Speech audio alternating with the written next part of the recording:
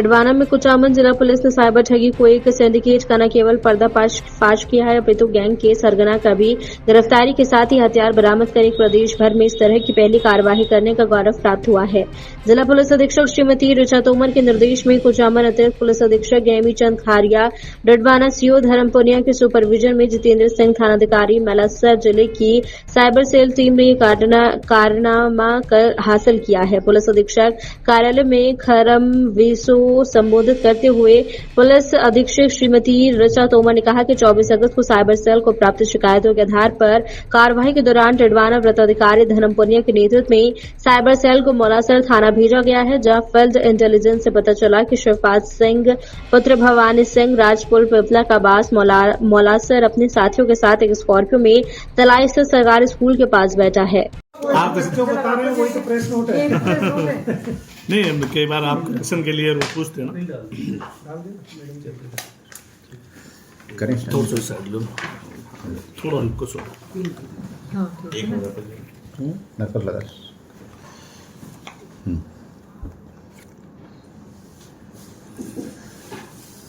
ला रहा हूँ, रिकॉर्डिंग करो, आगे जाओ बराबर हटा जो हमारा बंद कंधा करना जो किधर आ जाए।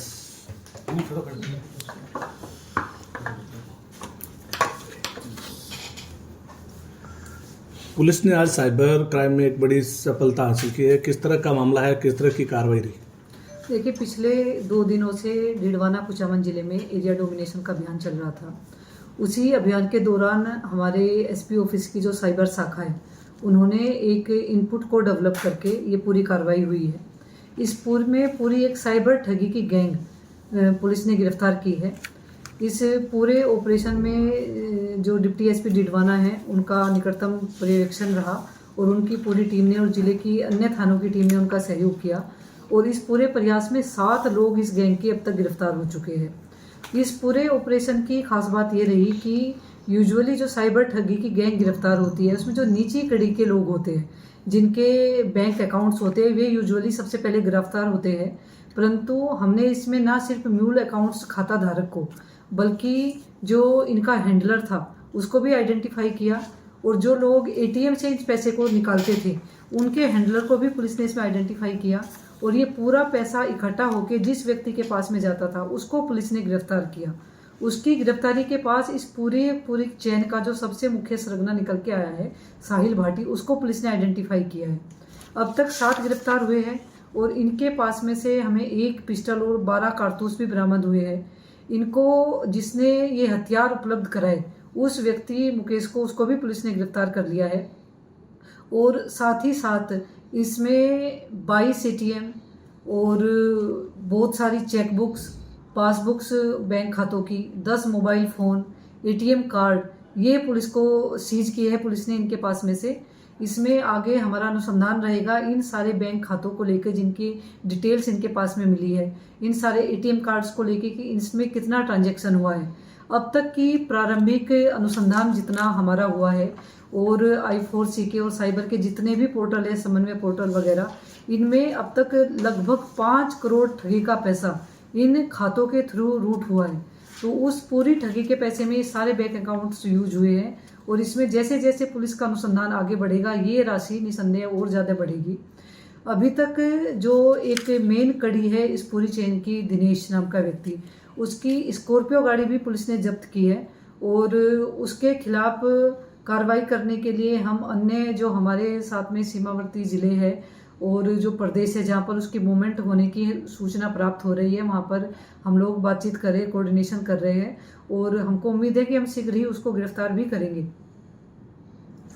ये साहिल भाटी का क्या बैकग्राउंड है, किस तरीके का आदमी है?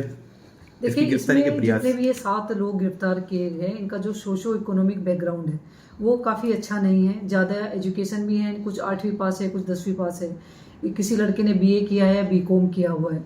और जो लोग ATM से पैसा निकालने का काम करते थे या जो लोगों से खाते उधार पे लाने का काम करते थे और ये एक छोटे से कमीशन के लालच में काम किया जाता था, उन लोगों की आर्थिक स्थिति भी अच्छी नहीं है। तो कहीं ना कहीं ये पूरा का पूरा गैंग जो युवा है, जो बेरोजगार है और जिनकी पारिवारिक आर्थिक स्थिति अच्छी नहीं है, उनको टारगेट कर रहे हैं और अब तक के इन्वेस्टिगेशन में ये चीज़ भी आई है, ये ना सिर्फ उनसे मिलके बल्कि सोशल मीडिया के माध्यम से भी उनको अप्रोच कर रहे हैं और उनको इजी मनी का लालच देकर इसमें शामिल कर रहे हैं। पुलिस ने, क्योंकि ये एक गैंग का अपराध है, इसमें नवीन आपराधिक कानूनों के अंतर्गत 111 BNS की धारा भी जोड़ी है और इस पूरे गैंग में हम लोग अब अनुसंधान कर रहे हैं कि ये जो इनके मेन लोग हैं, साहिल भाटी, दिनेश, ये मोनू इलियास आदिल, ये जो टॉप के 3 लोग हैं, इनके द्वारा इनकी संपत्ति की भी हम लोग चिन्हीकरण करा के इनके द्वारा इस प्रोसीड्स ऑफ क्राइम से कोई वाहन खरीदा गया, कहीं पर कोई अन्य अचल संपत्ति ली गई, उस पर भी सीजिंग की कार्रवाई की जाएगी।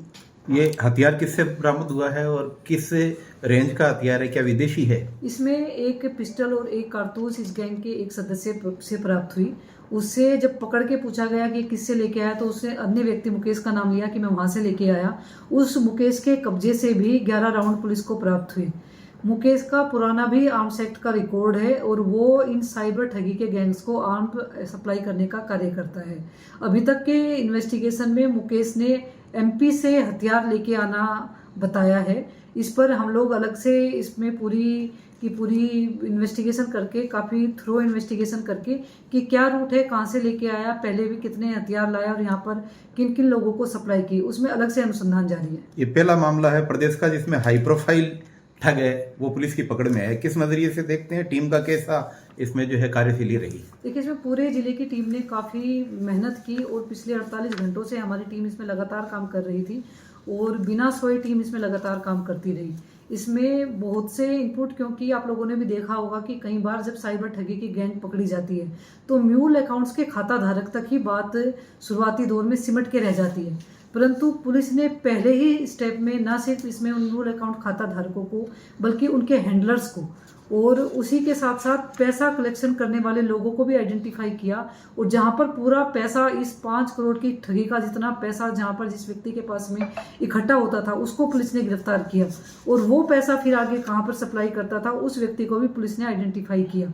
अभी तक हमारी जानकारी में ये रिसेंटली आया है कि जो ये साहिल भाटी नाम का व्यक्ति है, ये विदेश भागने की फिराक में है और इसने पासपोर्ट के लिए भी आवेदन किया है। पुलिस की इतनी त्वरित कार्रवाई हुई कि हमने उस प्रक्रिया को भी अभी रुकवाया है, जिससे कि ये देश छोड़ के नहीं भाग सके और इसकी गिरफ्तारी के हम लोग प्रयास कर रहे हैं। ये जो 5 करोड़ का अमाउंट है, इसकी रिकवरी के लिए क्या संसाधन इस्तेमाल किए जाएंगे?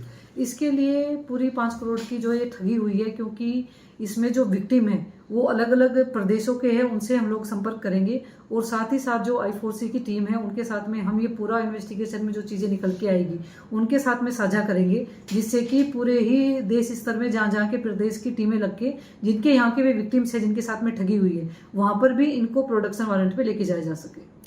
इनका साइबर अपराध करने का किस तरह का तरीका था, किस तरह से वारदात को अंजाम देते थे, किस तरह से लोगों को ठगी का शिकार बनाते थे? देखिए, साइबर ठगी में इन्होंने अलग अलग मोडस ऑपरेंडी से ठगी की हुई है, जिसमें कि डिजिटल अरेस्ट से लेके लोगों को लिंक भेज के ठग करना या फिर कहीं जॉब का लालच दे के ठग करना, उस तरीके से साइबर ठगी का पैसा आया। उस साइबर ठगी के पैसों को रूट करने के लिए इन्होंने यहाँ पर ये म्यूल अकाउंट्स उधार पर लिए और कुछ लड़के ऐसे रखे कि जो ATM से पैसा निकाल के लेके आते हैं, कुछ लड़के फिर ऐसे रखे जो उस पैसे को इकट्ठा करके किसी एक व्यक्ति विशेष के पास में पहुंचाते हैं और फिर आगे कुछ व्यक्ति उस व्यक्ति विशेष के पास में, जो ये मोनू नाम का लड़का है, मोनू इलियास आदिल, यहाँ से पैसा लेके साहिल भाटी के पास में पहुंचाते हैं। तो ये पूरा का पूरा पैसा इस तरीके से इस चैनल से यहाँ पे रूट हो रहा था। Thank you so much. Gang है जो डीडवाना जिले के अलावा कहाँ इसने अब तक लोगों को शिकार बनाया या गैंग में अन्य प्रदेशों में कहाँ वारदात हुई? जैसा मैंने आपको बताया कि इसमें 5 करोड़ की ठगी का पैसा प्रारंभिक जांच में आया है। ये नंबर अब आगे बढ़ भी सकती है और इसमें अलग अलग प्रदेशों के विक्टिम्स है, उसके बारे में हमारा गहनता से अनुसंधान अभी जारी है। ठीक, थैंक यू सो मच।